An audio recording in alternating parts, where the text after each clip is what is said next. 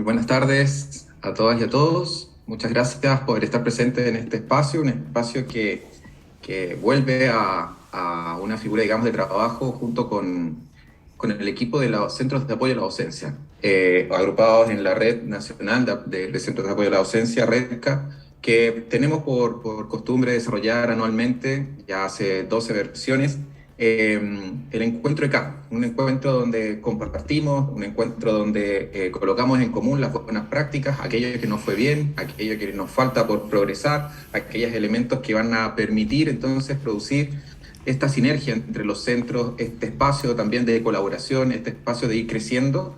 Y este es como decíamos en el equipo organizador, como el calentando motores, conversar un poquitito con las personas que están a cargo de los centros de apoyo a la docencia. Y en este caso nos va a acompañar Jimena Triviño, quien viene de la Universidad de San Sebastián. Ella es directora de Desarrollo Docente. Y también nos acompaña Catherine Coloma, que es subdirectora académica de la Universidad de Desarrollo. Y vamos a participar entonces en este espacio de conversación. Vamos a colocar algunos temas en común. Vamos a dejar de compartir esto y ya nos vamos a ver las caras.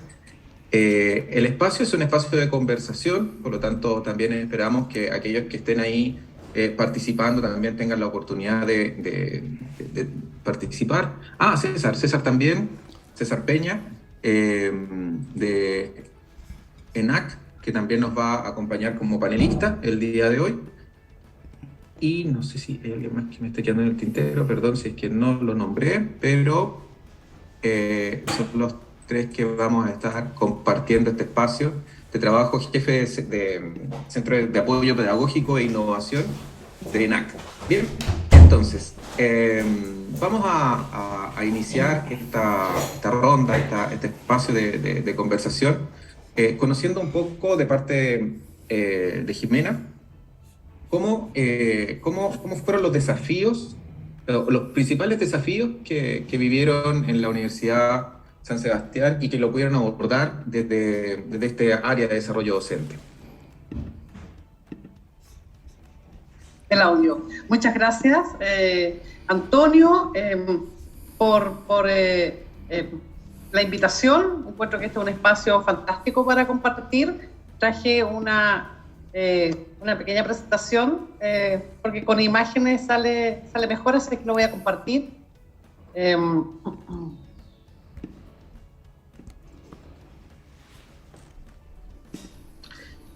Y yo he elegido un tema que en realidad es como el clásico, formación en docencia universitaria. Y cuando pensé en qué quería presentarle, tomé algunas cosas clásicas, tradicionales, y como hay que pensar en el futuro, fui un poco más allá para presentarlo. ¿Por qué les traigo el propósito de la Dirección de Desarrollo Docente de la Universidad de San Sebastián? Porque si ustedes lo leen, prácticamente, digo yo, debe ser similar a todos los centros de apoyo a la docencia en educación superior, ¿ya? Fortalecimiento de las habilidades en docencia universitaria para los profesores, puede ampliarse, basado en algunas características, algunos atributos, aspectos especiales de la institución. Así es que lo traje porque pienso que es similar, es como los perfiles de egreso, es como similar para todos los lugares en los cuales nosotros trabajamos. Así es que si son similares, no hay ningún problema. Justamente estamos para esto. Así es que después yo dije, a ver, ¿qué otras cosas debemos tener en común? Bueno, ¿qué queremos para nuestros profesores? ¿Ya? Entonces, nosotros hemos definido estos 8 aspectos que forman parte del programa de desarrollo docente. Por supuesto, lo que es la identidad de la universidad en la cual estamos insertos, ¿ya? Y que muchas veces sirve de base para el desarrollo de algunos otros atributos y elementos que deben tener nuestros profesores. Por supuesto, todo lo que tenga que ver con planificación.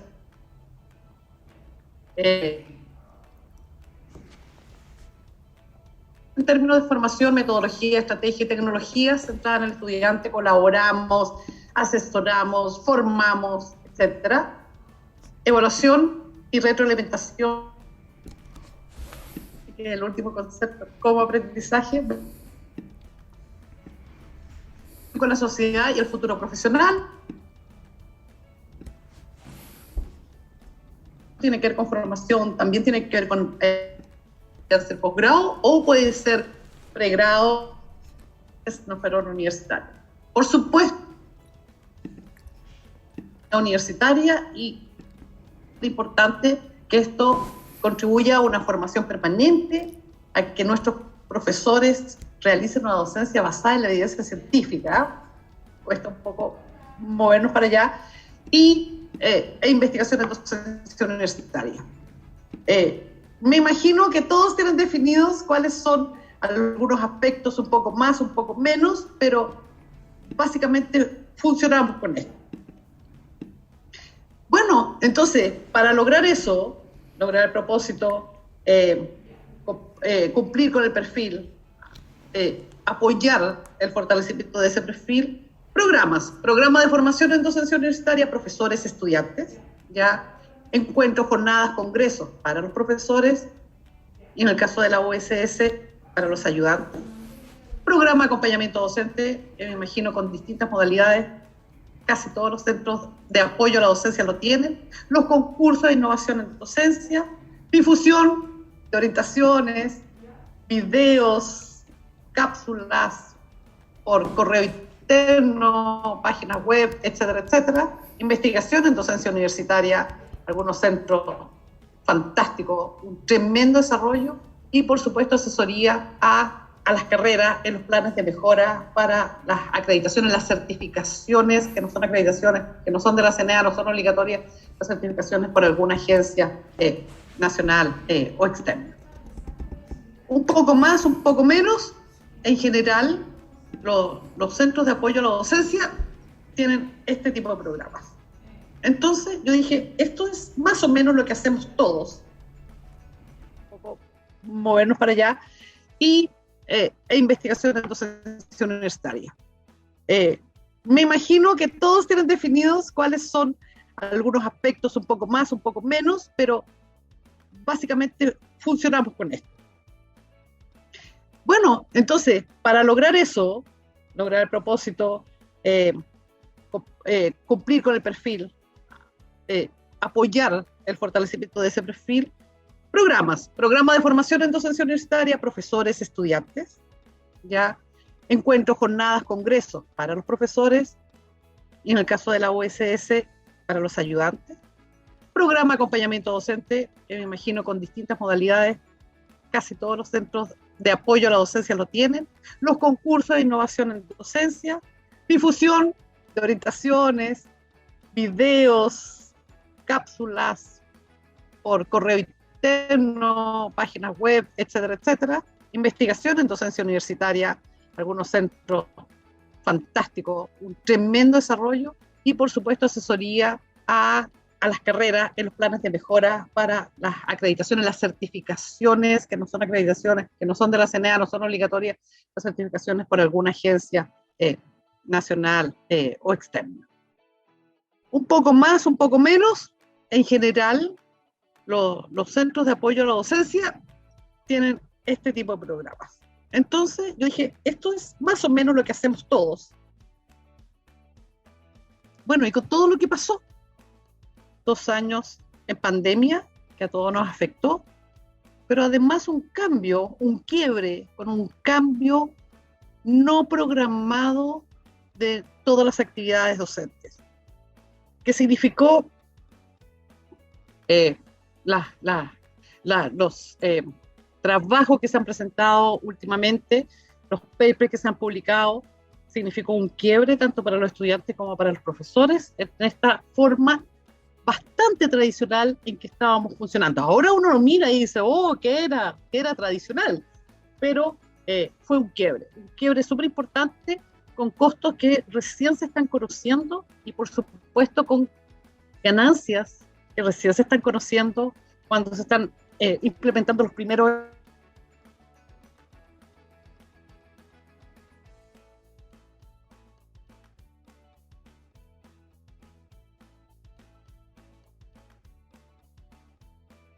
Parece que tuvimos un pequeño...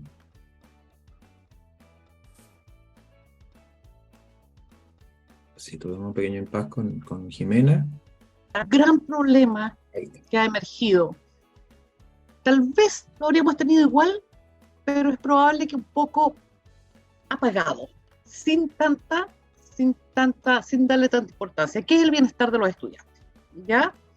Hay universidades famosas en otros países que la base de la educación está dada por el bienestar. Y ustedes pueden ver acá, en una universidad australiana, en que la base de todo lo que se hace está pensado en el bienestar de los estudiantes. Pero en forma paralela, bueno, ¿y qué pasa con los profesores de esa universidad? ¿Cómo los profesores se forman en fomentar el bienestar de los estudiantes, tanto desde el punto de vista de la docencia directa, como en el diseño curricular, como en el bienestar de ese profesor en su relación con el estudiante?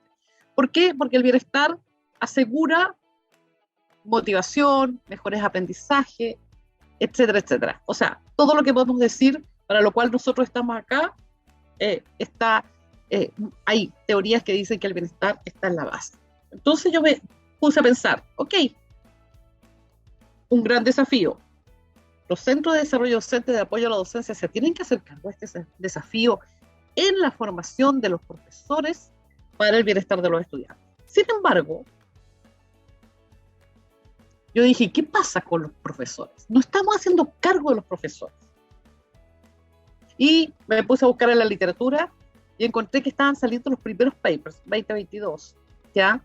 Acerca de el bienestar de los profesores después de todo lo que ha pasado, ¿ya? Y muchos de los artículos empiezan, y después del COVID, del 19, después de esta pandemia, etcétera, etcétera.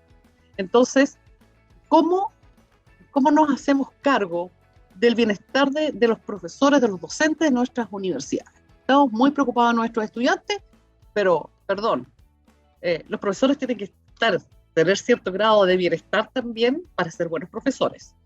Y estos son artículos del 2022 que están recién saliendo a propósito de cómo debiera abordarse propuestas para abordar el bienestar de los profesores, que es un tema que yo creo que debieran poner sobre la mesa. Seguimos. Ahí está. Bienestar, profesores y estudiantes. Yo dije, bueno, vamos con las metodologías. Tradicional, antes de la pandemia. Todos presentes en una sala de clase, interacciones, trabajo de pequeño grupo, etcétera, etcétera. ¿Y para dónde vamos? Y la tecnología ha ido así de rápido. ¿Y para dónde vamos? ¿Cómo van a aprender nuestros estudiantes? Y probablemente parte del aprendizaje va a ser en la realidad virtual. O sea, ¿se van a volver a encontrar en una sala de clases o van a estar en el metaverso? Bueno, nosotros como centros de desarrollo docente o de apoyo a la docencia tenemos que ir caminando hacia eso. Tenemos universidades que ya lo están haciendo. Fantástico. Sin embargo, la otra cara de la moneda es, ahí tenemos un profesor en un taller para profesores, son todos adultos los que están ahí. ¿Y cómo vamos a avanzar en una formación en docencia universitaria para nuestros profesores que sea también en realidad virtual? Y estuve buscando en la literatura y no encontré nada de desarrollo de los faculty, ya sea en metaverso o de realidad virtual, inmersiva, no inmersiva, ¿ya?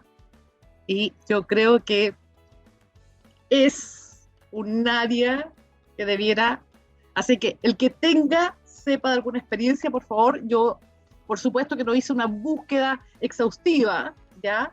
Pero así como nuestros estudiantes van avanzando, nosotros, nuestros programas, desde la presencialidad, y que echamos mucho de menos juntarse con los otros profesores, debatir, conversar, dialogar, formar pequeños grupos, crear. Pero a lo mejor vamos a lograr, tenemos que lograr un cambio para ofrecer todas las posibilidades. Así es que nosotros no lo tenemos lo del lado izquierdo, ¿ya? Pero lo del lado derecho no hemos avanzado. Yo estoy esperando que pase el pregrado para subirme al carro del lado derecho, de la formación de los profesores en realidad virtual. ¿Qué otra cosa? La información. ¿Cómo incorporar todo lo que es la analítica del aprendizaje en la formación docente, de la formación de nuestros profesores? ¿Ya? Y hay mucho en pregrado, pero no hay tanto en formación de nuestros profesores. Todo lo que tuvimos, todo lo que hicimos online, todos nuestros programas, todo lo que sea mediado por un computador, ¿ya? Donde esos datos que ahora los venden las plataformas, uno quiere extraer los datos, antes uno podía tener acceso a esos datos y ahora se venden, porque justamente la analítica de todos esos datos son los que sirven para mejorar qué sirvió y qué no sirvió. Ese es un tremendo desafío. Y por último, a la evaluación. ¿Sirven nuestros programas? ¿Los estamos haciendo bien? Este movimiento, si nosotros nos acercamos y aceptamos los desafíos, nos subimos a producir un cambio, ¿sirve? ¿Nos sirve? Y para todo eso tenemos que tener algunos modelos, búsqueda de información y poder responder cuando todas las veces que preguntan ¿y todo lo que hace tu equipo sirve o no sirve? Los profesores se están transformando, están realmente haciendo innovación, están facilitando el aprendizaje de los estudiantes. Hay mucha literatura con respecto a eso, pero quería incluir que tenemos que estar preparados si vamos a hacer grandes cambios, especialmente, por ejemplo, en metodología, en bienestar, para ver qué es lo que sucede. Eso es lo que yo quería del pasado, en este cambio que es una bisagra y que hemos avanzado tanto. Muchas gracias. Súper, muchas gracias, Jimena. Creo que superaste las expectativas, te fuiste a investigar qué estaba pasando en el contexto en general. Creo que ese es un tema interesante. Estamos visualizando ciertos cambios, creo que haces un acento importante en el bienestar del profesorado, en el bienestar de nuestros docentes. Creo que es un tema que tenemos que atender rápidamente. El tema de salud mental es un tema que sí o sí nos puede traer muy malos dividendos si es que no los atendemos con prontitud. Es un temazo y bueno, también el cómo estas nuevas tendencias también van incorporándose de manera importante. O sea, el medio externo parece presionando bastante al medio interno, a las universidades van requiriendo este espacio también de abordaje en términos de las nuevas tecnologías. Nombraste el metaverso, que es uno de los elementos que efectivamente está pero muy en boga en este momento.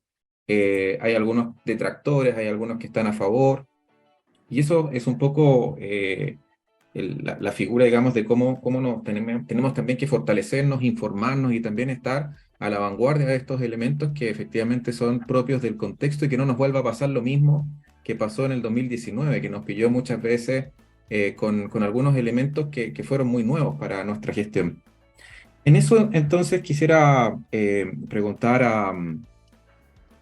acá a Catherine, ¿qué elementos nos compartieron en algún momento acerca de estas nuevas modalidades, la oferta institucional que tienen, el fortalecimiento de instancias de simulación y también realidad extendida en el currículum?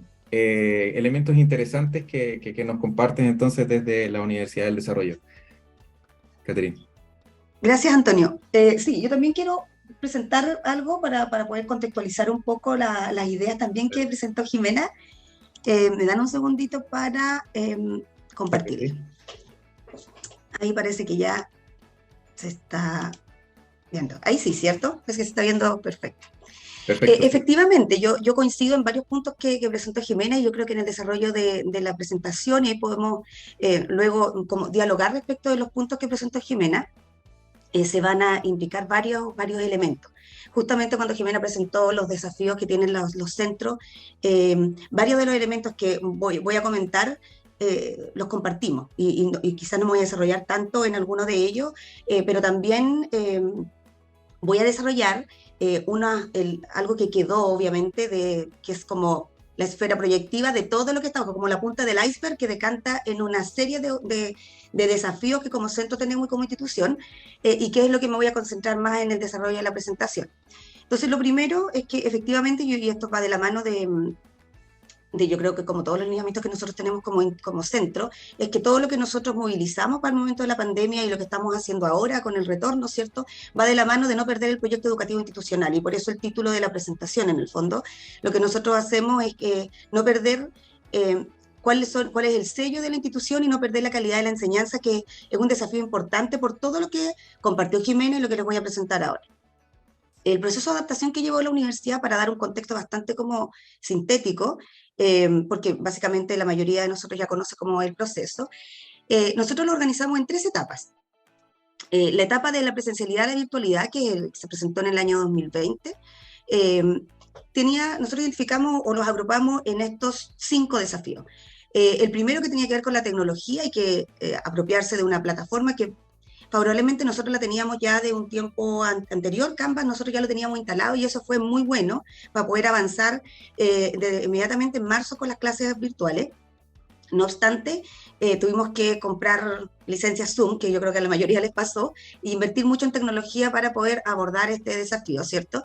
Del desafío de accesibilidad, los alumnos de nuestra universidad, al igual que de muchas instituciones, ¿cierto?, no tenían los recursos para poder conectarse a las clases, entonces tuvimos que facilitar computadores, becas de internet, etcétera.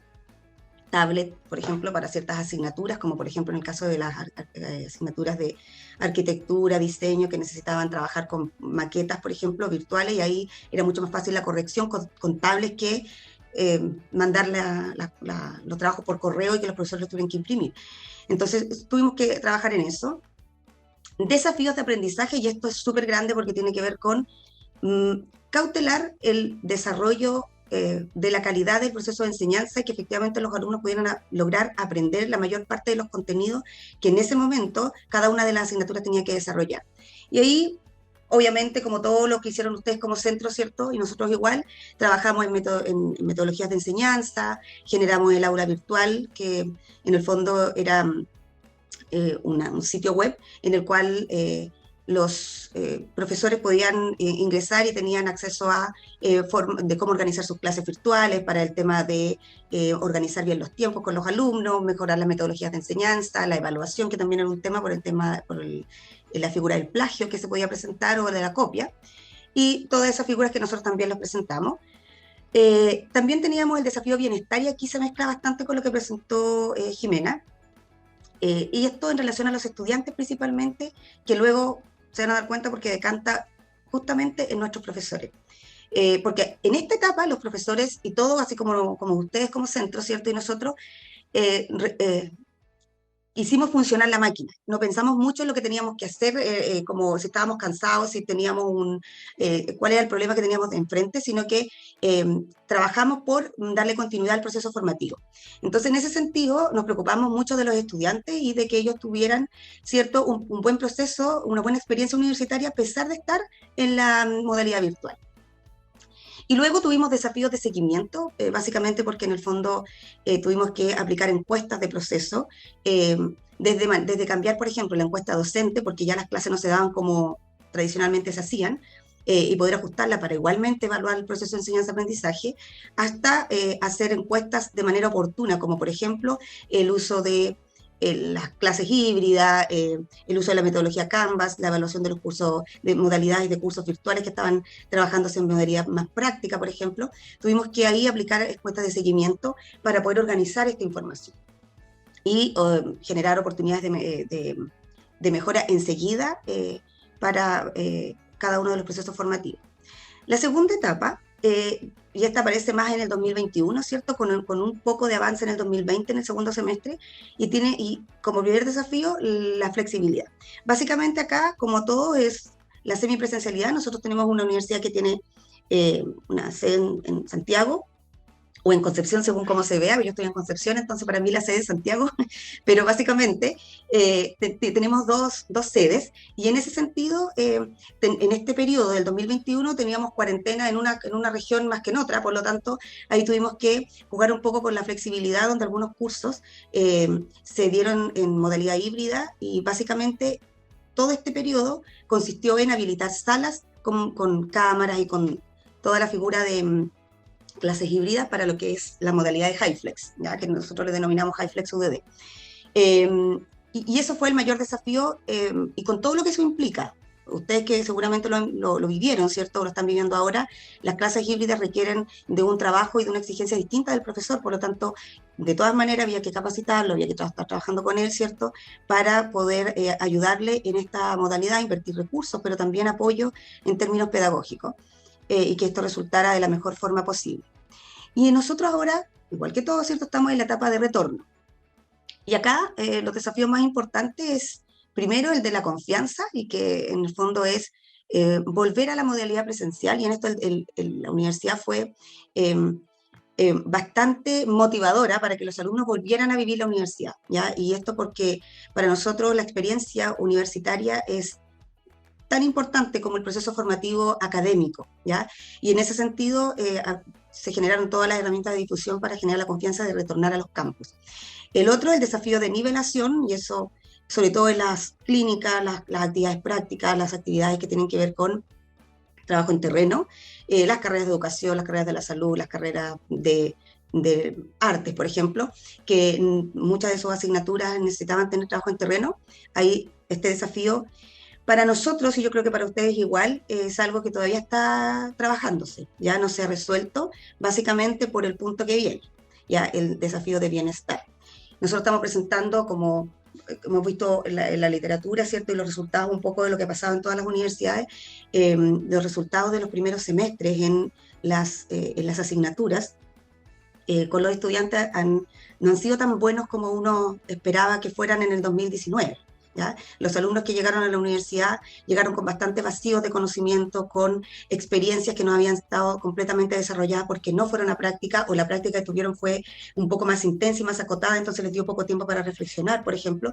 Entonces todo eso ha requerido que las carreras tengan que generar procesos de nivelación, y por lo tanto los profesores que reciben a los alumnos están un poco más agotados respecto del alumno que tienen enfrente, ¿ya? Y eso está reconocido no solamente por nuestra universidad, sino que en general los alumnos están con algunas deficiencias, no solamente académicas, sino que también con mucha ansiedad, con muchos problemas asociados a la salud mental, y eso requiere también de los profesores un mayor apoyo, ¿ya? Un apoyo que nosotros como centro, no sé si habrá algún centro acá que tenga esa diferencia, pero nosotros estamos acostumbrados a trabajar con los profesores cuando ellos requieren apoyo pedagógico. Entonces ahora nos estamos traspasando al proceso de bienestar para ellos, entonces hay que generar, efectivamente, como dijo Jimena, un acompañamiento donde ellos también tengan una buena experiencia de docencia universitaria. Y nosotros todavía nos falta avanzar en esto como universidad, porque no es solo responsabilidad de nuestro centro, pero se ha avanzado. Hemos trabajado con los profesores en generar un comité de bienestar en la universidad para los docentes y colaboradores, y en ese sentido se han generado algunas iniciativas que van de la mano de todas estas necesidades que nosotros hemos ido detectando a lo largo del proceso, porque no fue algo que en marzo nosotros no íbamos a imaginar cómo venían. Sabíamos más o menos qué apoyo teníamos que dar, pero nos fuimos concretando en la medida que fuimos avanzando en el proceso, ¿ya? Y en relación a lo último, el desafío de seguimiento y personalización, básicamente un poco asociado a las analíticas de aprendizaje que señalaba Jimena, y para nosotros especialmente el tema de la personalización es un desafío que ahora adquiere más fuerza, porque los estudiantes llegaron distintos, no solamente por lo que acabo de mencionar, sino que ellos están exigiendo mayor personalización en el proceso de enseñanza-aprendizaje. No sé si producto de, un poco lo que hemos detectado es que los alumnos necesitan más atención, y asociado a la salud mental, asociado a esta separación de la vida universitaria eventualmente, o del colegio, porque algunos que llegan a primero de la universidad vienen del colegio en esas condiciones, entonces requieren de mucha más personalización. A partir de eso, ahora voy a, después de este contexto, contarles un poco lo que dijo Antonio respecto de las modalidades de clase, y que esto decanta bastante respecto de bastantes desafíos para nosotros en relación a cómo nosotros tenemos que apoyar estas modalidades de curso. A partir de todo lo que dijimos anteriormente, como universidad, y un poco lo que quiero transmitirles ahora, es que nos quedaron como herencia diferentes modalidades de clase que nosotros actualmente estamos implementando en la universidad, y son las que ven ahí. La clase presencial, que es la que todos conocemos, ¿cierto? Las asignaturas e-learning que existen en la universidad, asignaturas virtuales sincrónicas, las asincrónicas, las asignaturas HyFlex y las asignaturas de streaming. Estas asignaturas, nosotros las modalidades de estas de formación o de clases, nosotros las clasificamos de esta forma porque nos permitía entregar mayor flexibilidad y hacer más versátil el proceso formativo del alumno para poder atender a estas necesidades que ellos tienen, y tienen que ver también con el tema de la personalización que les acabo de mencionar. ¿Cómo organizamos esto? Porque en el fondo teníamos que dar la libertad a las carreras para que escogieran, pero tendríamos que darle algunas herramientas de cómo solucionar, cómo cada una de esas asignaturas que se iban a hacer en estas modalidades podían tener ciertas características para ser seleccionadas. Entonces, aquí algunos elementos esenciales que nosotros le compartimos a las carreras, ¿cierto? Es que, bueno, la modalidad presencial, como la más clásica, ¿cierto?, tiene la fortaleza que desarrolla las habilidades procedimentales, todos nosotros sabemos, ¿cierto?, favorece la interacción de los estudiantes y le da mayor sentido de pertenencia del estudiante a la universidad, ¿ya? Por lo tanto, tiene un sentido más allá del proceso formativo como tal, sino que de manera transversal. En cuanto a las debilidades, tiene dificultades con espacio físico. Nosotros, tanto nosotros como en otras universidades, porque esto apareció como en diferentes noticias, incluso al inicio del año académico de este año, hubo problemas de espacios en las universidades, ¿ya? Por lo menos acá en Concepción y en otras universidades también, en otras partes de Chile, hubo alumnos que estaban como fuera de la sala porque no había espacio y tuvieron que reorganizarse, generar mejores espacios para eso, y por lo tanto estas modalidades de clase favorecen abordar también esta problemática. Entonces, las debilidades, ¿cierto?, dificultades de espacio y dificultades de internacionalización e intersede. Básicamente porque una de las actividades que se mantienen ahora y surgieron a partir de la experiencia de la pandemia, ¿cierto?, es que todo lo que es relaciones internacionales, que es la dirección de globalización, ellos comenzaron, para no perder el proceso de internacionalización de la universidad, comenzaron a hacer internacionalización a través de clases virtuales con los estudiantes, con experiencia con otras universidades, y eso se mantiene hasta ahora. Por lo tanto, algo que siempre había sido presencial, ahora existe la posibilidad también internacional. La planificación, se requiere reserva de horario y sala de clase para todas las clases. En cuanto al curso e-learning, ¿cierto?, es un programa que contempla, como ustedes imaginarán, ¿cierto?, clases virtuales y clases presenciales, pero que requiere de un diseño instruccional, ¿ya?, que está, digamos, al alero del trabajo que tiene que hacer el profesor, y para eso nuestro centro tiene un área de educación, una subdirección de educación virtual, que apoya con diseñadores y audiovisuales y diseñadores gráficos, digamos, que hacen este trabajo y diseñadores instruccionales, que hacen este trabajo con los profesores. Y eso, bueno, flexibilidad en cuanto al tiempo, el espacio de los estudiantes, requiere un esfuerzo para dar continuidad y articular lo presencial y lo virtual. Esto es el mayor desafío que tiene este tipo de curso, y por eso, esto que para nosotros puede resultar bastante obvio, para las carreras no es tan obvio. Entonces, a veces no escogen bien las asignaturas que a nosotros nos envían, y por eso esto ha funcionado bastante bien. Nosotros teníamos, antes de la pandemia, experiencia ya en cursos virtuales, pero ahora tenemos mucho más desafío y mucha más experiencia de cursos implementados. Y la planificación requiere reserva de horario en toda la semana y reserva de sala solo cuando corresponde a la sala presencial. Por lo tanto, eso sí hace que se descongestione bastante el campus, ¿ya? Virtual sincrónico. Estas son asignaturas que se dictan 100% a distancia a través de un entorno virtual de aprendizaje diseñado, igual que en el otro, ¿cierto?, con un diseñador instruccional. Y tiene horarios establecidos para clases en tiempo real y tiene clases de trabajo autónomo, ¿ya?, actividades de trabajo autónomo. ¿Cuál es la fortaleza? Favorece la flexibilidad del espacio, disminuye los tiempos de desplazamiento, eso es un Sobre todo, la verdad es que siempre pensábamos que en Santiago los tiempos de desplazamiento son largos, y efectivamente son largos, pero en Concepción, con la cantidad de congestión vehicular que hay, los desplazamientos también son bastante largos, ¿ya? Entonces, y en otras comunas parece que pasa también en otras ciudades en Chile. Mantiene, lo bueno de este tipo de curso, que es virtual, pero es con clases sincrónicas, es que mantiene la interacción directa del profesor al estudiante, que esto es importante. Nosotros hemos tenido alumnos no alumnos, secciones completas o grupos completos de alumnos que han reclamado a los directores que los profesores no les preguntan cómo están, a ese nivel. Entonces los alumnos sí necesitan tiempo donde el profesor tenga atención hacia ellos. Esto obviamente no fue este año, sino que fue el año pasado, cuando empezaron a participar de clases presenciales, porque necesitaban esta atención al volver a la universidad. Debilidad: disminuye la interacción entre alumnos, ¿ya? Esto también es importante, un problema que nosotros nos hemos encontrado al volver al retorno, ¿cierto? Es que los alumnos perdieron como las habilidades para trabajar en grupo. Obviamente se juntan, pero tienen problemas para distribuir los roles, no saben cómo adecuar los tiempos, perdieron los hábitos de estudio, entonces en ese sentido no saben cómo priorizar las tareas que tienen para poder dar cuenta de los objetivos que tienen en términos de académico, etc. Planificación: esta requiere reserva de horario, pero no requiere reserva de sala. Y eso descongestiona mucho más el campus. Virtuales asincrónicos: esto ha ayudado mucho a todas las actividades, por ejemplo, a carreras que tienen una alta carga, ¿ya?, de académica, los alumnos, y que requieren, y ellos igual, de todas formas, quieren participar de actividades. Nosotros tenemos un proyecto educativo donde el alumno cursa asignaturas o cursa créditos de libre elección, y por lo tanto, y cada vez son más créditos y más actividades libres, y esa libertad tiene que ser real para ellos, y por lo tanto esta diferencia de modalidades de clase les permite tener mayor versatilidad en el momento de escoger. Son 100% a distancia y no tienen fecha ni horario definido, digamos, por el profesor, pero sí no tienen horario establecido de clase, pero tienen un calendario para dar comienzo y cierre en cierto tiempo, ¿cierto?, al curso, pero el alumno se organiza. ¿Qué es lo que requiere? De autonomía de parte del estudiante. Por lo tanto, no se puede hacer con cualquier curso, hay que escoger bastante bien la asignatura, la complejidad de la asignatura y las actividades que están diseñadas para la asignatura, y favorece la flexibilidad en el tiempo, en el espacio, un poco lo que hablábamos, ¿cierto? Y no requiere reserva de horario ni reserva de sala. Esto, por ejemplo, funciona bastante bien para carreras como medicina.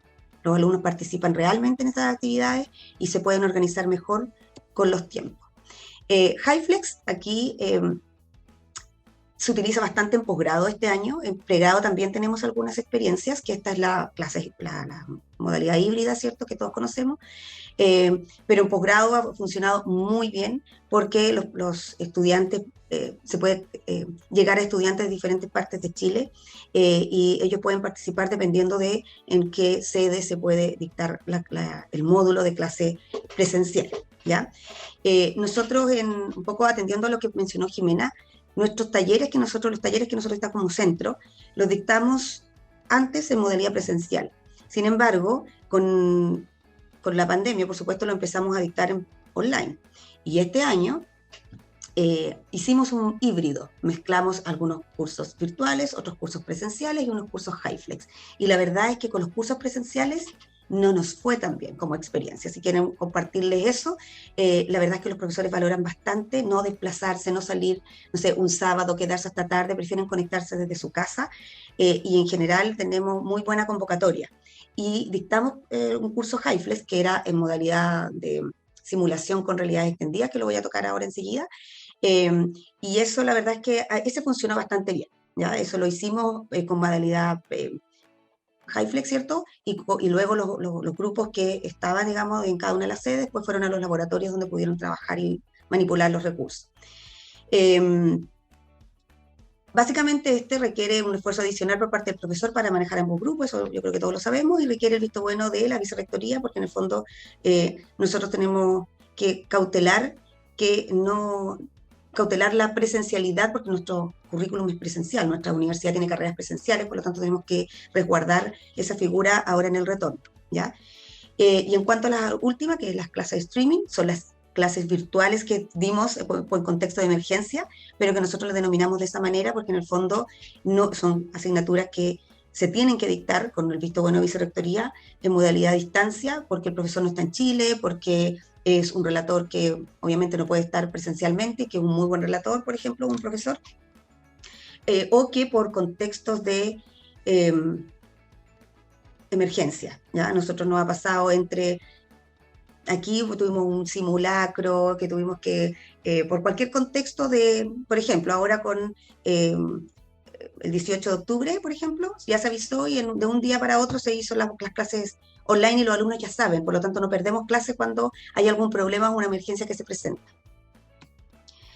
Y para finalizar, tomando el punto que mencionaba Antonio, el proyecto Realitech, UDD, que es un proyecto institucional con fondos del Ministerio de Educación, que nace en el año 2019 y ya tiene, digamos, desde ese año hasta ahora una implementación bastante grande en ambas sedes, ¿cierto? Potencia el aprendizaje experiencial y la simulación en todas las carreras de pregrado a través del uso de tecnología de realidad extendida. Tenemos alguna experiencia en posgrado, pero nuestro foco principal al principio es en pregrado, ¿ya? Se crean laboratorios especializados, ahí dejé algunas fotografías, pero si ustedes colocan en la red Realitech UDD, les va a aparecer mucho más fotografías de los laboratorios, solamente para que puedan ver, por ejemplo, en esta primera fotografía tenemos un laboratorio de odontología donde los alumnos pueden manipular y pueden sentir cuando están profundizando en la muela, por ejemplo, que tiene también simulación áptica, y también, obviamente, realidad aumentada y virtual. Y estos son los laboratorios donde mayormente se utilizan, eso, la odontología también, pero es más específico para esa carrera, que están en ambas sedes, y estos son los dos laboratorios que están en Concepción y Santiago, ¿cierto?, para trabajar con realidades virtuales, aumentadas y mixtas. Estos son como los lentes típicos que se muestran, ¿cierto?, pero también hay tablet y eso. ¿Cómo nosotros lo estamos implementando? Partimos en el 2019, como les comenté, pero ya desde este año se está implementando en todas las carreras de pregrado, y lo que estamos haciendo ahora, a partir de los pilotos que se han implementado y los resultados, se están incorporando curricularmente a todos los programas de las asignaturas que están siendo trabajadas con esta modalidad. Son decisiones que se toman con directores de ambas sedes, ¿ya? Porque directores de carrera de ambas sedes, y privilegiamos siempre que la experiencia se dicte en ambas sedes.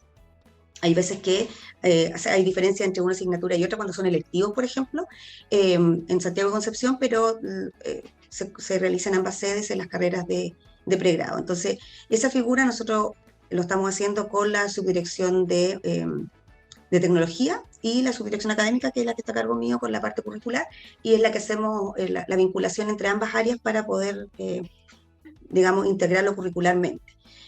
Obviamente estos son proyectos que los profesores a los que se invita a participar, se hace un trabajo de diseño, hay arquitectos de experiencia que apoyan a los profesores y luego los acompañan en la implementación, ¿ya? Tiene todo un modelo, y en el ECAC va a haber una presentación de este proyecto más en detalle, independientemente que ahora podamos resolver quizás algunas dudas, pero esto va a tener una presentación en el ECAC. Y ahí terminó. Antonio, gracias. No, muchas gracias a ti, muchas gracias a ti. Catherine, creo que hay varios elementos que son bien interesantes de revisar. Este desafío de incorporar esta como innovación curricular. Creo que al parecer fue en corto tiempo, fue bien rápido, bien encima. ¿Cuál fue el impacto que ustedes han visibilizado en el corto plazo, ¿cierto?, de esta innovación?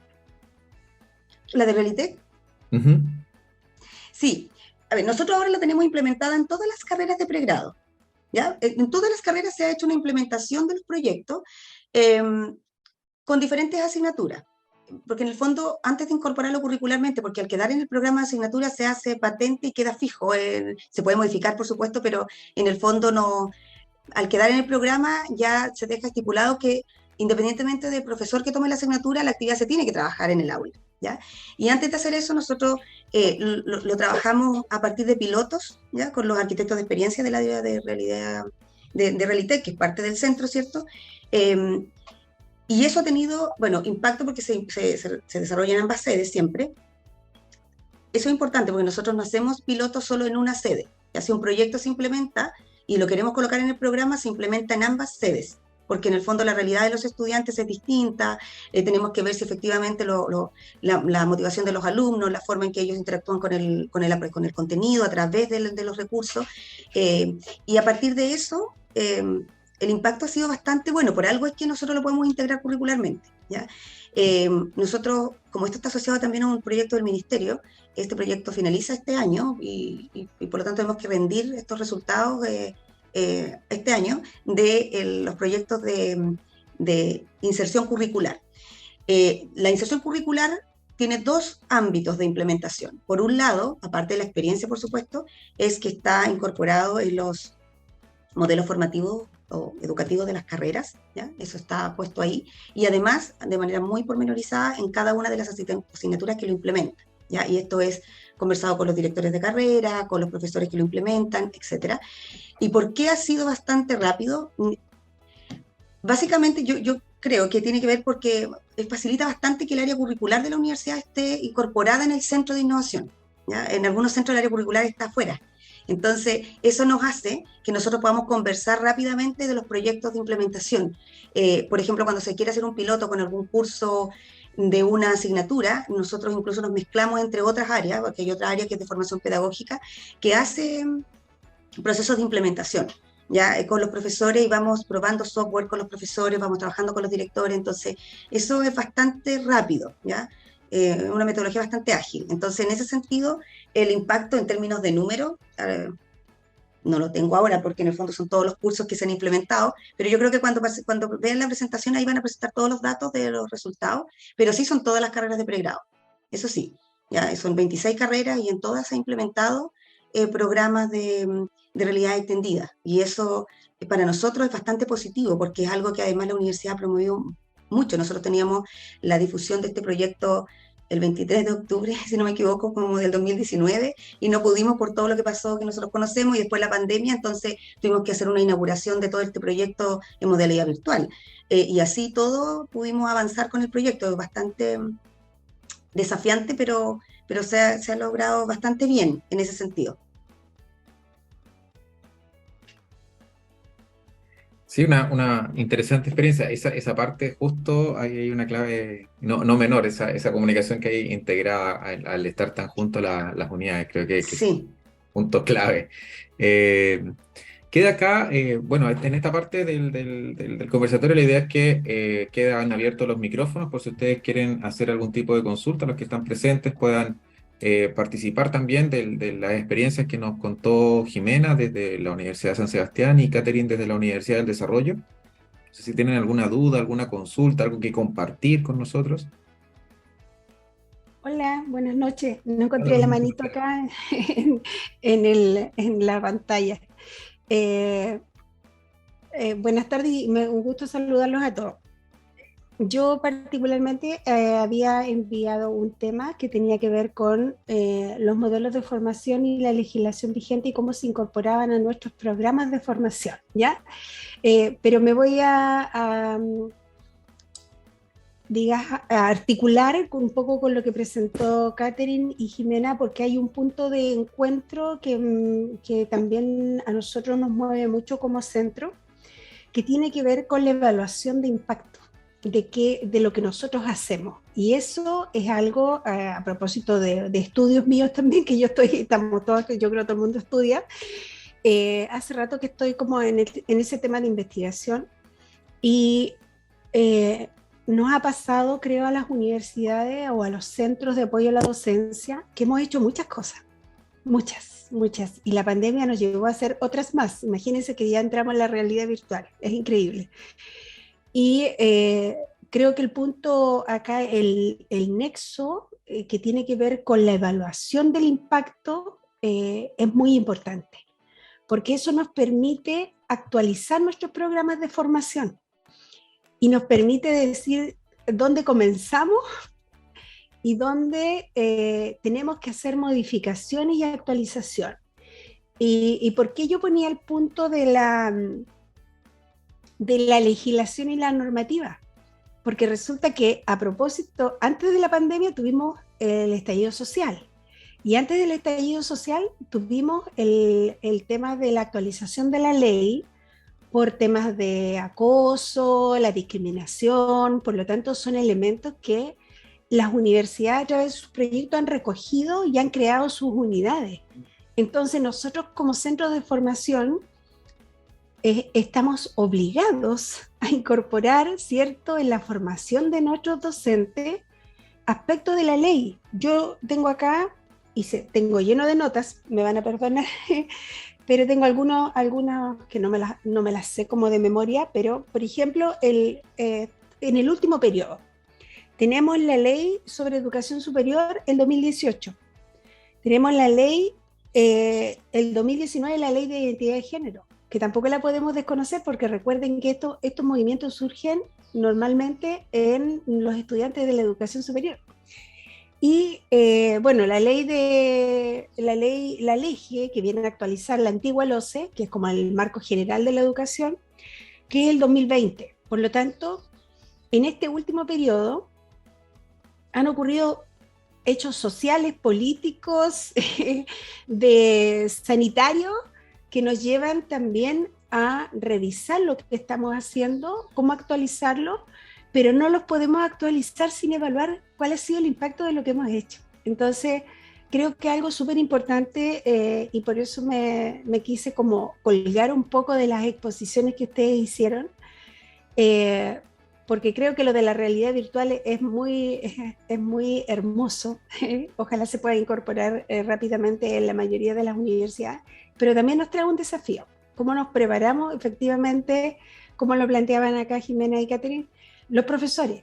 Y nosotros como centros formadores, porque nosotros somos formadores de formadores, entonces, ¿cómo nos vamos a formar nosotros para poder indicarle a ese profesor que en este contexto el uso de la realidad virtual, ¿cierto?, tiene una metodología, una estrategia, se evalúa de una forma? Por lo tanto, me parece súper interesante, pero quiero agregarle ese elemento, que creo que es muy importante a partir de lo que se planteó. ¿Cómo medimos el impacto? Porque lo podemos medir de manera cualitativa, ¿cierto? O bien como lo plantea Kirkpatrick, en distintos niveles, y yo creo que la mayoría de los centros estamos en el 1 y en el 2. Creo que ahí en esos niveles nos movemos, porque las capacitaciones normalmente recogemos la percepción de los profesores. Y el acompañamiento que lo vi en la exposición de Jimena, creo que ha ido tomando mayor terreno en este último tiempo. Y ahí quizás en el acompañamiento podemos observar también la transferencia. Pero no sé si hemos llegado a otros niveles de, por ejemplo, los resultados y a ver que efectivamente lo que hacemos impacta o en los indicadores de progresión académica o en la motivación de los estudiantes, no sé. Entonces creo que es súper importante considerar eso para la actualización de los modelos de formación que tenemos en las universidades, incorporando, por supuesto, y considerando la normativa y la legislación, que es la que nos obliga también a considerar dentro de los procesos formativos los docentes. Así es que eso, muchas gracias. Súper. Primero, volverte a presentar, no te había logrado visualizar en el panel, así que Marcela Paredes Olivares, de la Universidad de Atacama.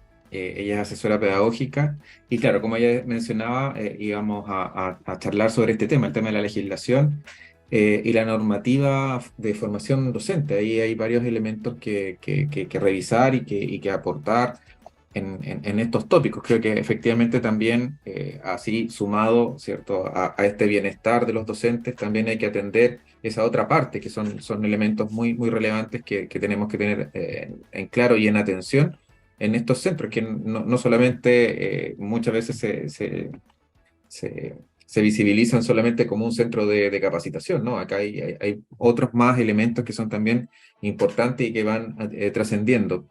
Jimena, ¿nos quieres compartir? Sí, muchas gracias, Catherine, Marcela, por compartir sus experiencias. Había un tema que mencionó Catherine con respecto a la internacionalización, que yo creo que Cuando vino la pandemia, uno dijo, se nos cayó la internacionalización, no vienen más estudiantes, no salen más estudiantes. Sin embargo, yo creo que la ganancia de compartir cursos, parte de asignaturas y módulos, por ejemplo, con todos los COIL que se hicieron con otras universidades fue de una riqueza increíble. Al volver a la presencialidad, se nos cayeron los COIL en nuestra universidad, ¿ya? Así es que se están intentando retomar y hacer nuevamente ese tipo de internacionalización que yo creo que junto con es absolutamente necesario, ya la tecnología, el trabajo de los profesores para compartir alguna asignatura con distintos grupos de estudiantes de distintas partes, yo creo que fue realmente fantástico. Así es que se me había quedado en el tintero la internacionalización como uno de los desafíos a futuro. Así que muchas gracias por recordarlo.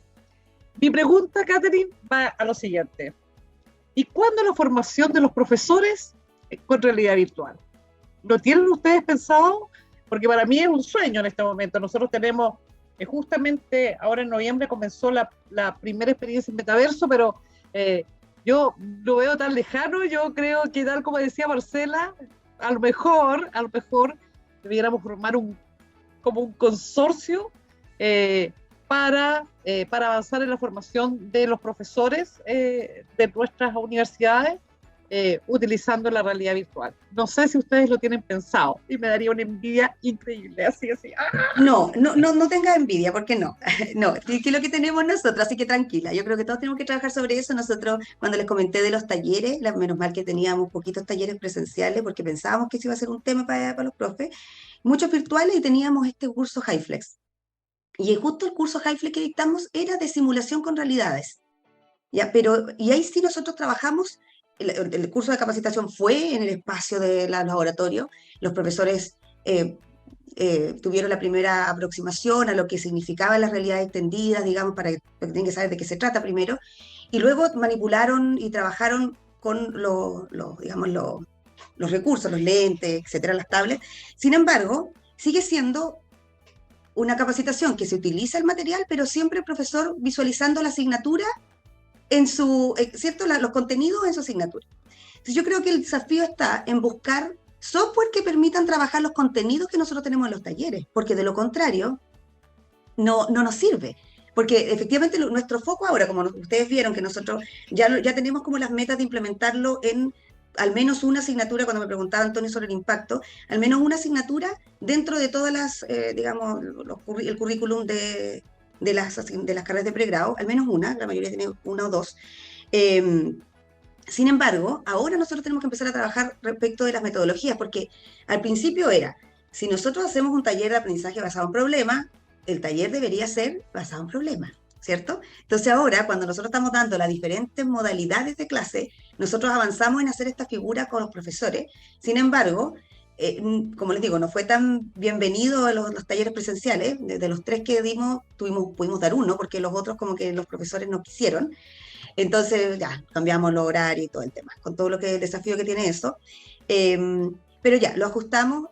Sin embargo, efectivamente yo creo que el desafío de nosotros es buscar software que permitan trabajar eso. En el metaverso es algo que la universidad también está trabajando, igual que seguramente lo que tú has mencionado, que todos lo tienen en su cabeza, y avanzando desde ahí. Ahora siempre el foco está en implementarlo primero con los alumnos, entonces ahí es donde nosotros trabajamos. Lo que sí, ahora lo que vamos a implementar es un software, si algo como adelantado quizás tenemos ahí, es un software que va a permitir a los profesores trabajar la comunicación oral, y eso va a ser, incluso lo tenemos pensado, no solamente para que los profesores lo trabajen con sus alumnos, sino que lo tenemos pensado para hacer acompañamiento a profesores que tienen problemas de escenificación cuando hacen sus clases. Tenemos bastantes profesores que tienen problemas, que se ponen nerviosos cuando hacen primera docencia, por ejemplo.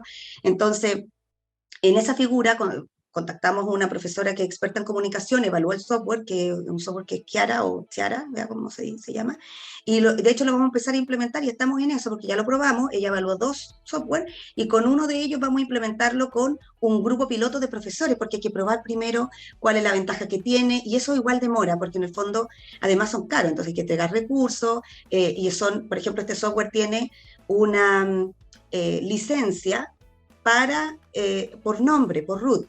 No es como que yo pago y se pueden meter 10 profes o 100, no, sino que tiene que, entonces es más caro, y por lo tanto el profesor que invitamos tenemos que asegurarnos que lo haga y lo termine.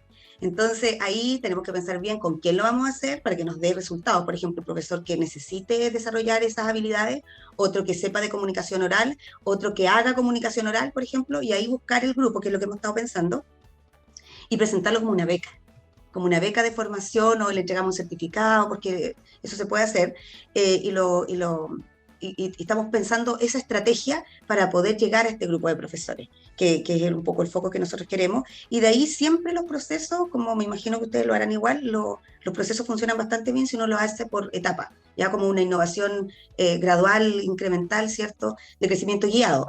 Básicamente es el modelo como nosotros utilizamos bastante, que va de a poco, en el fondo con ciertas asignaturas, pero hasta ahí vamos. Yo creo que efectivamente es un desafío. Los profesores vienen, pueden utilizar los software, pueden ir a buscar, a jugar. Al principio vienen a jugar, vienen, conocen, saben, ¡oye, qué entretenido esto!, se acostumbran, porque además hay que acostumbrarse a los profesores que se marean, entonces hay que sujetarse. Hemos tenido accidentes de todo tipo, alumnos que le pasaron a pegar, rompieron una pantalla, por ejemplo, porque perdieron el foco de lo que estaban haciendo y estaban trabajando con software de psicología, y así. Entonces, en el fondo, el desafío está ahí en buscar, y yo creo que ahí es donde tenemos que poner ojo, en buscar software que nos permitan trabajar los contenidos que nosotros trabajamos, o al menos buscar, estoy pensando en voz alta, pero a lo mejor de ABP no voy a encontrar, pero sí de una temática que me permita trabajar el ABP en torno a esa temática, por ejemplo, y buscar un contenido simple, no sé, redes sociales, y trabajar la resolución de una ABP en torno a redes sociales, y, no sé, utilizar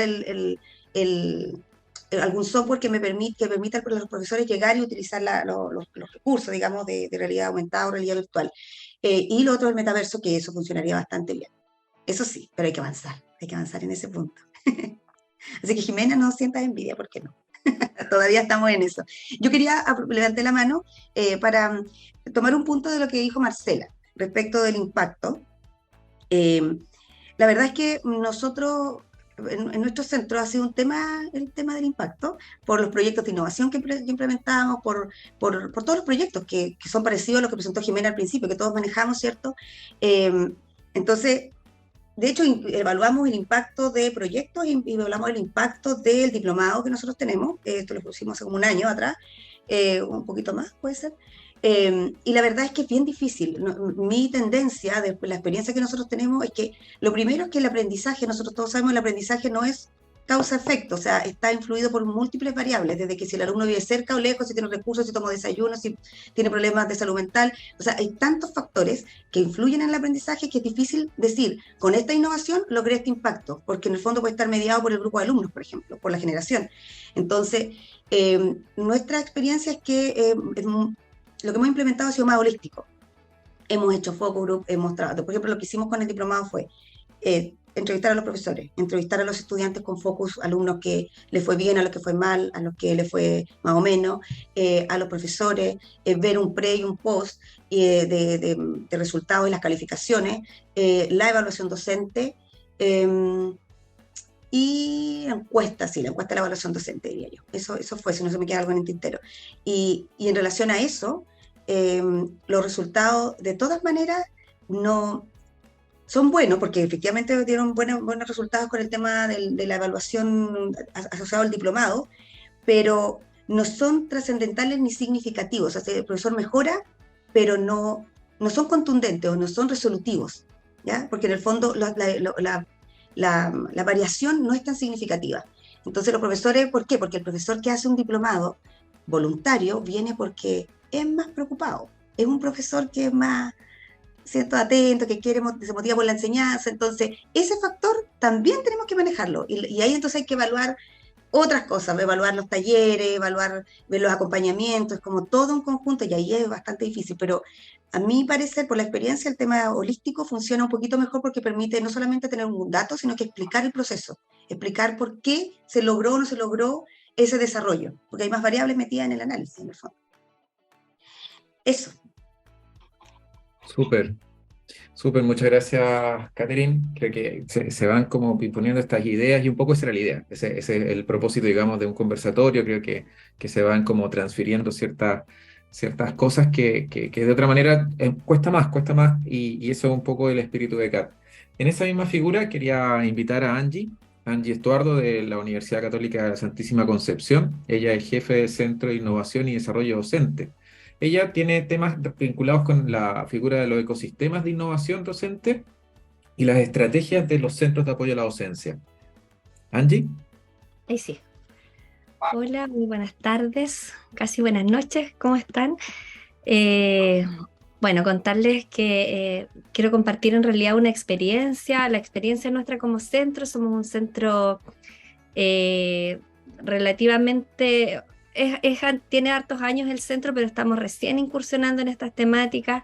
De hecho, fue muy provechoso, así que agradezco mucho la presentación de las colegas antes, porque nosotras estamos están recién saliendo las órdenes de compra para los lentes de realidad virtual. Entonces estamos recién iniciando, todavía no tenemos, está en proyecto todo eso, así es que de verdad que es súper provechoso. Yo les quiero compartir una experiencia que también surge de aquí, de todo este proceso que hemos tenido que llevar a cabo todos, que es levantarnos después de la pandemia, pero a nosotros contarles un poco que nos tocó un escenario complejo. Bueno, ahora les voy a contar por qué, no me quiero adelantar. ¿Ya? Primero, contarles que somos un centro que está alojado en la Dirección de Docencia de la universidad y que depende de la Vicerrectoría Académica. Es un centro chiquito, somos un equipo de 9 personas y nuestros servicios en general son los mismos que casi todos los centros, ¿cierto? Donde están los talleres de formación, las asesorías que prestamos a los docentes, proyectos de apoyo también a la docencia con financiamiento y qué sé yo, y todo eso bajo un enfoque de innovación docente, ya que es un poco en lo que estamos todos y ahí se va configurando de distintas maneras, ¿cierto? Cada uno de estos servicios que nosotros prestamos. ¿Cuál fue nuestro gran desafío? Nosotros nos adjudicamos un proyecto de estos fondos de fortalecimiento universitario el año 2019, ¿cierto? Y era un proyecto grande que tenía como varios objetivos, la implementación de un laboratorio de experiencias docentes y todo, y vino la pandemia. Así es que el proyecto tenía una duración de 2 años y esos 2 años fueron en pandemia, por lo tanto, obviamente tuvimos que pedir ciertos aplazamientos y todo, y este proyecto involucraba varias cosas. Había que conformar un ecosistema de aprendizaje para la innovación docente, había que fortalecer y actualizar la oferta formativa en torno a la innovación con uso de tecnologías, había que implementar un laboratorio de experiencias docentes. Eso fue un desafío súper grande porque estábamos en pandemia, ni siquiera podíamos comprar ni adquirir cosas porque no había nadie en la universidad que las recibiera. Estábamos en cuarentena casi todos, los 2 primeros años fueron casi todos sin estar físicamente en la universidad. Entonces fue complejo avanzar en esto y había mucha cosa que para implementar este laboratorio que debía comprarse además fuera del país. Y además de eso, teníamos que configurar un observatorio de innovación y cambiar la modalidad de los cursos que nosotros hacíamos, de algunos cursos a e-learning o b-learning. Entonces nos enfrentamos de alguna manera a este desafío de tratar de avanzar en algo en este proyecto en un contexto de pandemia, donde también comenzaron a llegar nuevos integrantes al equipo que ni siquiera nos conocíamos físicamente, en 3D decíamos nosotros. ¿Ya? Así es que lo que hicimos en esos primeros 2 años fue tratar un poco de organizar, de pensar, de imaginar, de reflexionar, qué sé yo, y todo lo que se podía hacer en un contexto donde no nos podíamos ver y no podíamos implementar nada de esto. Así es que nos tocó el desafío de que cuando volvimos tuvimos que poner el pie en el acelerador y tratar de cumplir con esto porque teníamos 1 año, ¿es cierto?, para implementar algo que no se había hecho en 2 años y que estaba planificado para 2 años. Bien, entonces una de las cosas en las que tuvimos que pensar es primero cómo entendemos la innovación, porque todos hablamos de innovación, innovación docente y tenemos una idea general, pero para poder implementar y gestionar iniciativas en base a esto es necesario, ¿cierto?, sentarse primero a conversar de qué vamos a entender nosotros por innovación y cómo la vamos a abordar. Nosotros en enero del año, bueno, porque lo que hicimos en ese periodo de pandemia fue investigar, fue leer, ¿cierto? Hacer un estudio del arte con relación a cómo estaba esto en otros lados para poder tener toda la información posible, ¿cierto? Para poder implementar este desafío que estaba en el contexto de este proyecto. Y en enero de este año, del año pasado, nosotros invitamos a Cristóbal Cobo, quien nos dio una charla, bueno, y nos estuvo acompañando durante todo el proceso, asesorando un poco en los temas de innovación. Y él hace una caracterización de los procesos de innovación en base primero a estos cuatro dimensiones. Una, ¿cierto? Él dice que hay que definir si nuestra innovación va a ser de tipo incremental, si lo vamos a concebir como un proceso que está enfocado como en la mejora continua, o de tipo radical, si va a ser una transformación completa, disruptiva. Entonces ahí nosotros teníamos que elegir, ¿cierto?, cómo lo íbamos a mirar. Dado el contexto de universidad, dado las características de nuestros profesores, ¿cierto? Nosotros no podemos llegar, y yo creo que en eso quizás coincidimos en la mayoría de los centros, no podemos llegar con una acción transformadora y súper disruptiva, porque es difícil que nos vayan a recibir de buena manera, ¿cierto? Con algo así. Por lo tanto, adoptamos esta postura de que sea primero un proceso incremental. Después dijimos, esto va a ser un proceso que viene desde los directivos, como algo institucionalizado, ¿cierto? Desde arriba hacia abajo, o va a ser desde la comunidad, desde abajo hacia arriba. Y allí nosotros nos lanzamos porque quizás lo más fácil es pensar que esto venga desde arriba y se diga, ¿cierto? Y se establezcan políticas institucionales que nos obliguen, entre comillas, a innovar en nuestras prácticas, pero nosotros apostamos por una cosa un poco más democrática, ¿cierto? Y elegimos que fuese desde abajo hacia arriba y con una mirada desde la comunidad. Y en ese sentido, la labor del centro, entonces, se asocia, ¿cierto?, a, de alguna manera, fidelizar a nuestros académicos para que sientan la necesidad también de innovar antes de invitarlos o de formarlos en esta línea. Otra dimensión tiene que ver con si la innovación la vamos a concebir como un proceso abierto o cerrado, si va a ser algo puntual, ¿cierto?, que obedece a necesidades puntuales de algunas personas y que esto va a quedar aquí, o en el fondo lo vamos a trabajar en comunidad de manera colaborativa, esto se va a difundir y se va a compartir. Y en ese sentido nosotros elegimos, ¿cierto?, que sea abierto, que sea colaborativo. Sabemos que igual es un desafío grande, pero preferimos hacerlo así porque creemos que tiene más impacto y les hace también más sentido a las personas que están allí. Y finalmente, la otra dimensión es definir si este proceso iba a ser un proceso sistemático, constante, o iba a ser algo puntual, y como todos estamos en esto y es la labor del centro, en el fondo obviamente nos fuimos por la línea, ¿cierto?, de elegir que fuese un proceso constante. Por otro lado, tuvimos que definir también, porque aquí dentro de los objetivos del proyecto hablaba de un ecosistema de aprendizaje para la innovación docente. Entonces tuvimos que definir qué íbamos a entender por este ecosistema, de qué se trataba, cuáles iban a ser sus objetivos, y lo definimos así, como una comunidad donde coexisten métodos educativos, políticas, reglamentos y personas, tanto internas como externas a la institución, porque nosotros consideramos a nuestros proveedores de servicios o de productos, ¿cierto?, también parte de este ecosistema, conformando una red de servicios de aprendizaje que favorece el intercambio de conocimiento y basándose en los factores físicos del entorno tecnológico, porque dado el proyecto, esto tenía un sustento y una base que era este laboratorio de experiencias docentes que iba a ser el escenario donde iba a cobrar vida de alguna manera todas las acciones que tuviesen que ver con este ecosistema. Y dentro de los objetivos que nos planteamos están el de intercambiar y gestionar el conocimiento, desarrollar aprendizajes en contextos, promover relaciones dinámicas y de colaboración, generar ideas, conexiones y soluciones educativas y favorecer canales de intercambio, diálogo y coordinación.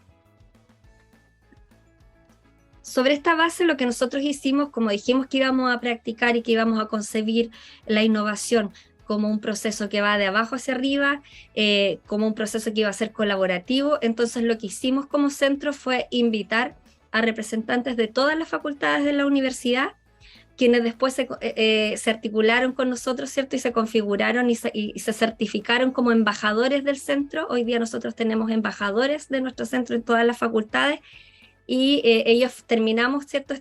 Todo este trabajo que hicimos con ellos, que fue un ciclo de workshop, donde los invitamos a definir en conjunto cómo iba a funcionar este ecosistema, cuáles iban a ser los ejes de trabajo de este espacio, de este laboratorio de experiencias docentes.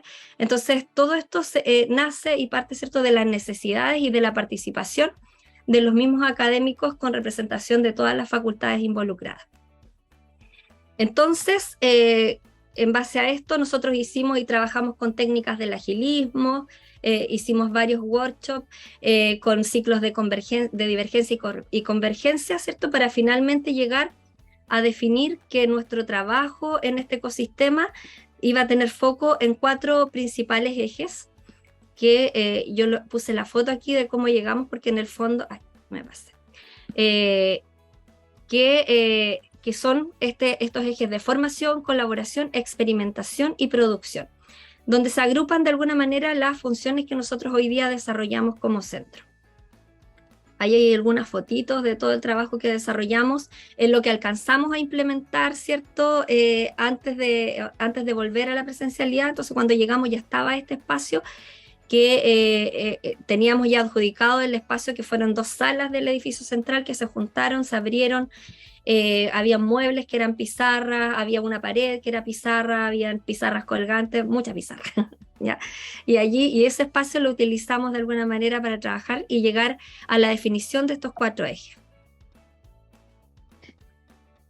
Y finalmente nos reorganizamos entonces como centro. Éramos un centro donde habían unas personas, ¿cierto?, un grupo encargado del área de formación, como muchos de los centros están organizados hoy día, otro equipo que tiene que ver con las asesorías, otro equipo con los proyectos, qué sé yo.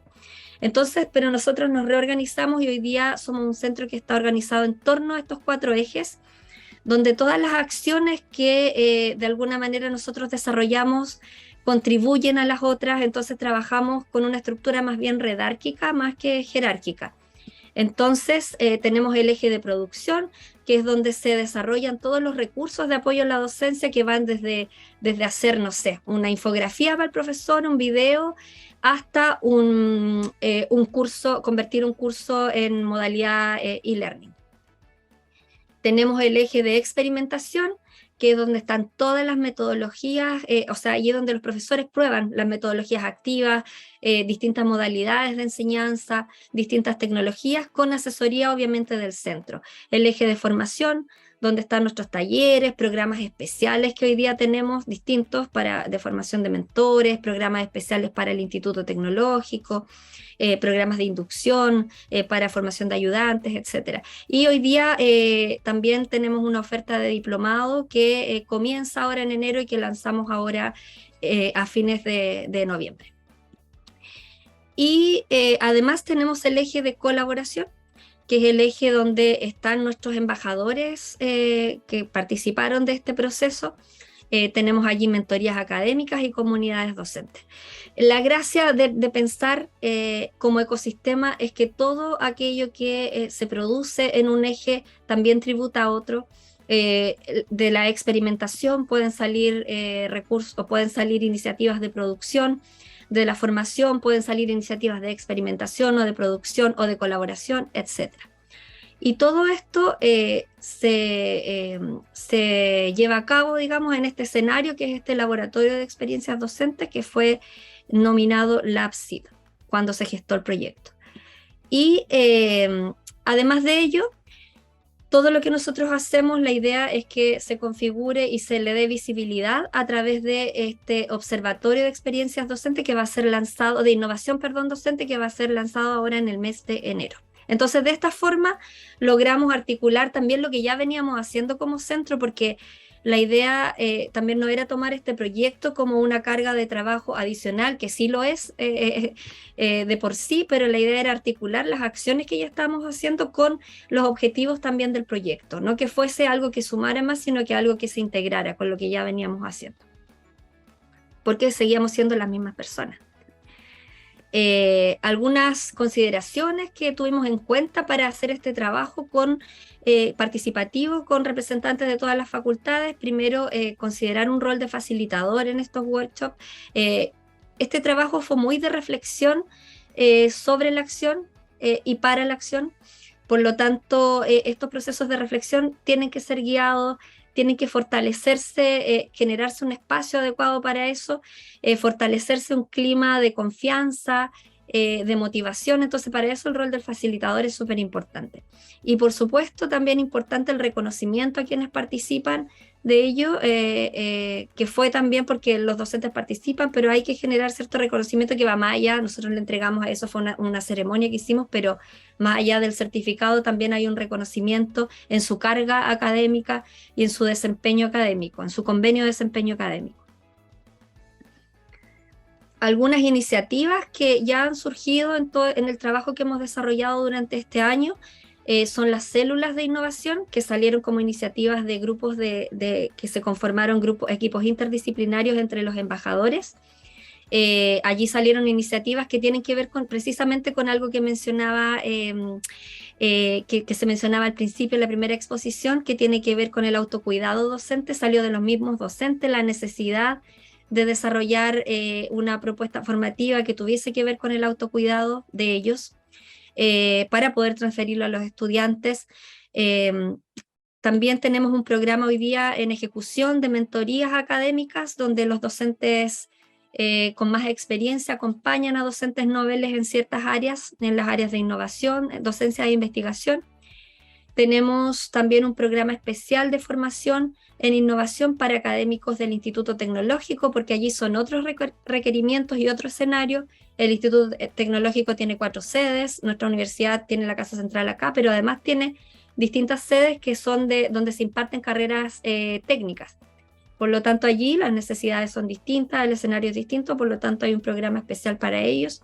Y también el diplomado en docencia para la educación superior, que es un diplomado que ofrecemos en articulación con la Facultad de Educación, que se lanza ahora, que se inicia ahora en enero, y los profesores que lo cursen van a poder continuar el magíster que ofrece también la Facultad de Educación de nuestra universidad.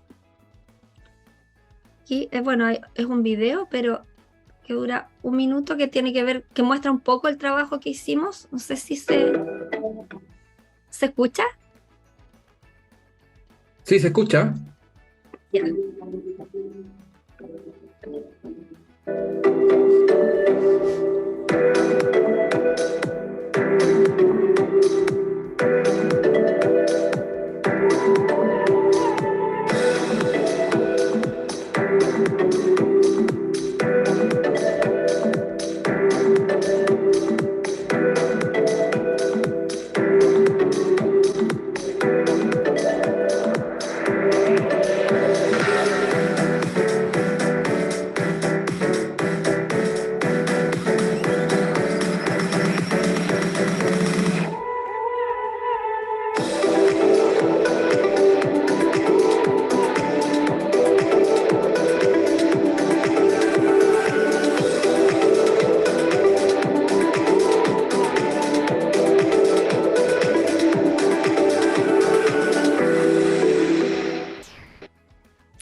Bien, y ahí, bueno, la idea de mostrar este video tiene que ver con mostrar que se generó un clima, de verdad que tuvimos que hacer un trabajo importante de fidelización y generar un clima de confianza también con los académicos participantes para que generar esta apertura a contribuir y a repensar de alguna manera el trabajo que nosotros veníamos desarrollando.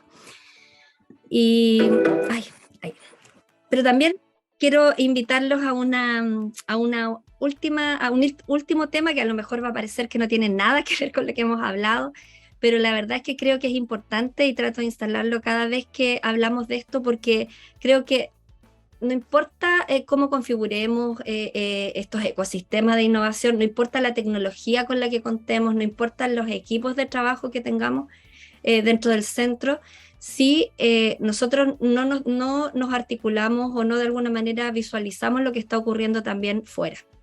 Y comento esto porque nosotros hoy día estamos insertos en un mundo, bueno, venimos saliendo de una pandemia. Antes nuestro país pasó por el estallido social, ¿cierto? Y hoy día estamos viviendo en un mundo donde se reconocen 5 grandes problemas. Y las fotos que yo pongo aquí son de nuestro país, no son de fuera, porque cuando uno dice el mundo parece que uno hablara de otro lado. Y estos 5 problemas son el hambre, la desigualdad, la contaminación, la crisis hídrica, ¿cierto? El acceso al agua potable y los conflictos. Y nosotros estamos insertos en un mundo, en un país, en territorios donde está ocurriendo todo esto. Por lo tanto, aquí la invitación es a reflexionar que desde lo que podemos hacer desde nuestro rol también, desde los centros, ¿cierto? Cómo de alguna manera configuramos estas iniciativas de innovación, de tecnología, en apoyo, ¿cierto? A la formación de formadores, ¿cierto? Pero intencionando también y articulándolo con lo que está ocurriendo afuera. Y en ese contexto aquí hago eco un poco de estas palabras que dicen que frente a una catástrofe o a un problema grande, ¿cierto? Nosotros podemos sentarnos, contemplarla y mirar cómo todo se viene abajo, podemos arrancar, ¿cierto? O podemos recuperarnos y reconstruir. Creo que eso también ha sido un poco lo que hemos tenido que hacer después de la pandemia, estos centros. Pero además, más allá de eso, de lo que hemos hecho a nivel interno, creo que la educación es una súper herramienta y poderosa, ¿cierto?, para poder reconstruir también lo que está pasando fuera de nuestras universidades y de nuestros centros. Como dice Pablo Freire, ¿cierto?, la educación verdadera es praxis, reflexión y acción del hombre sobre el mundo para transformarlo. Entonces la invitación aquí es a recordar un poco la noción antropológica de la educación, ¿cierto? Nosotros nos educamos de alguna manera para transformar el mundo y ese es nuestro rol. Y la educación sola no cambia el mundo, sino que cambia las personas que van a cambiar el mundo. Y hoy día vivimos y estamos insertos en un sistema donde sabemos que el mundo tiene problemas. En ese contexto, la universidad tiene departamentos, la escuela tiene materias, pero nada de esto está integrado ni articulado, ¿cierto? Lo que hacemos en nuestra labor en la universidad no está necesariamente enfocado a los problemas que hoy día tiene el mundo. Entonces, la invitación también es hacer una reflexión sobre la labor nuestra como centro, si de alguna manera estamos solamente mirando lo que pasa dentro de nuestra universidad o estamos tratando de ir un poquito más allá. ¿Y por qué digo esto? Y aquí pongo un texto de François Vallée, ¿cierto? Que él dice que frente al mal desarrollo que caracteriza a nuestras sociedades, los impactos educativos, cognitivos y sociales de la actividad universitaria son también poderosos actores que retroalimentan a los problemas sociales, puesto que los líderes sociales salen casi todos hoy en día de las universidades y piensan como se les ha enseñado a pensar en ellas, con los prejuicios y presupuestos cognitivos adquiridos en ellas, con los hábitos deontológicos afianzados desde su formación profesional universitaria. Entonces, aquí la invitación es a no hacer la vista gorda de lo que está pasando afuera, ¿cierto? Y como centros quizás también hacernos un poco cargo de esto y de alguna manera integrar lo que hacemos con este concepto que es la responsabilidad social universitaria y que tiene que ver con que las universidades deben hacerse cargo tanto de lo que ocurre dentro como de lo que pasa afuera con lo que forman, ¿cierto? Y eso, no quería irme sin dejar este tema para la reflexión. Muchas gracias. Súper, Angie, muchísimas gracias. Efectivamente, no sé si a alguien más le pasó, pero nos bombardeaste con muchas cosas que venían haciendo ustedes ahí en el centro. Pero estas reflexiones finales creo que son parte de este proceso. Creo que ese concepto de la responsabilidad social universitaria es todo un tema. Es todo un tema de pronto cuando nos centramos en que las soluciones tienen que venir de afuera, que nos tienen que solucionar las cosas, de pronto desde nuestros mismos centros podemos hacer bastante. Y creo que ese apoyo que podemos brindar en distintos elementos que hemos revisado el día de hoy, Ha sido sumamente enriquecedor este ratito. Nos hemos excedido un poquitito más, llevamos entre minutos extra de lo que habíamos dicho al principio, pero creo que ha valido la pena. Creo que efectivamente hay muchísimo, muchísimo, muchísimo que compartir, que colaborar. Esto es solamente la antesala del ECAT que se va a desarrollar en Antofagasta, así es que todos invitados a poder vivirlo, a poder viajar, a poder tener ese encuentro de cercanía. Tenemos algunas sorpresas, vamos a contar con el patrocinio de Genially, entonces también vamos a tener algunas sorpresas por ahí. Ya que a Asisteros les pasamos el spoiler, van a haber sorpresas en torno a las licencias, algunos premios por ahí, así es que ojo con ello. Y les dejamos ahí en el chat algunos enlaces de lo que nos fueron compartiendo los panelistas, que muchísimas gracias por todo el apoyo que nos brindaron. Gracias Catherine, gracias Marcela, gracias Angie, gracias Jimena, César, que lamentablemente por temas de conectividad se nos cayó, César Peña de NAC. Así es que, nada, que quisiéramos ir como ya cerrando para no aumentar el tema del tiempo. Dejamos la palabra a Marcela, que tenías la mano levantada hace un momento atrás. Sí, solo voy buscando como los puntos de encuentro que tenemos, porque si bien es cierto, cada una ha ido presentando distintas temáticas. Yo tenía una presentación, pero quise hacer el nexo con las dos presentaciones anteriores para no extenderme respecto al tema, porque es justamente el tema que voy a trabajar en Antofagasta, pero me gustaría hacer el nexo con lo que hizo Angie y lo que tiene que ver con los elementos que ella nombró, porque de alguna manera el hablar de la legislación también ha recogido todo lo que ha ocurrido en este último tiempo en cuanto a los conflictos sociales de nuestro país y todos los temas políticos que nosotros no lo podemos soslayar, porque además surgen en los movimientos, en la mayoría en educación superior. Hoy día han bajado un poco a la enseñanza media, pero surgen en la educación superior. Y otro elemento que es súper y que tiene que hacerse visible. Otro elemento que es súper importante cuando hablamos de responsabilidad social, la mayoría de las instituciones de educación superior declaran sus valores institucionales, su misión. De hecho, hoy día estuve trabajando con las carreras de ingeniería porque están en un proceso de armonización y ellos están generando su sello que habla de sostenibilidad, innovación, responsabilidad social y un montón de cosas más. Entonces son temas que están permanentemente en los papeles de la universidad. Modelo educativo, plan de desarrollo estratégico, y que de alguna manera también dentro de los centros los debemos considerar. Así que me parece súper bien, Angie, que lo hayas puesto ahí. Y el último elemento que quiero destacar de eso, y que me parece que es súper importante, y de acuerdo a la literatura también, los profesores rescatan mucho lo que tiene que ver con espacio de reflexión. Y creo que hacia allá también es súper importante avanzar con ellos, con los profesores, más que a lo mejor hacer esta capacitación tan frontal o que por supuesto nosotros todos tenemos distintas modalidades de llegar a los profesores, el acompañamiento, la asesoría y otras más, pero la reflexión docente, la práctica reflexiva, quizá ya es momento de instalarla, porque ya estamos yo siempre pongo el contexto de la renovación curricular y del año 2000, en ese contexto me ubico, porque ahí es donde vienen los grandes cambios respecto al desarrollo de competencias, el enfoque centrado en el estudiante, las metodologías activas y todo lo demás. Entonces creo que la práctica reflexiva es un elemento a considerar y debe partir, por supuesto, entre nosotros, los que formamos parte de los centros. Eso, gracias. Súper, Marcela, muchas gracias por tus aportes, tus reflexiones. Hay una serie de cosas que ya me fui como inundando con lleno de conceptos. Esto me llamó mucho la atención, el tema de Angie de los embajadores, fue como bien interesante.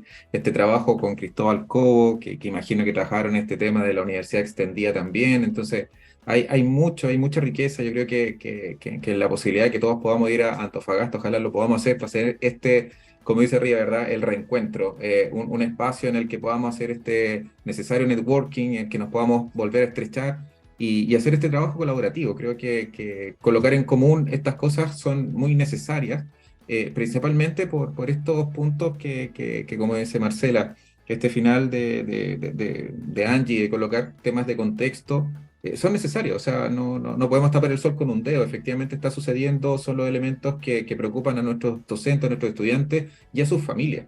Y eso es sí o sí un elemento que tenemos que colocar dentro de la gama de cosas que hacemos. Quizás son muchas, muchas, muchas, muchas en el día a día, pero cuando le damos como un acento o una orientación, también eso aporta a que el otro entienda que lo estamos entendiendo, aunque suene cacofónico casi.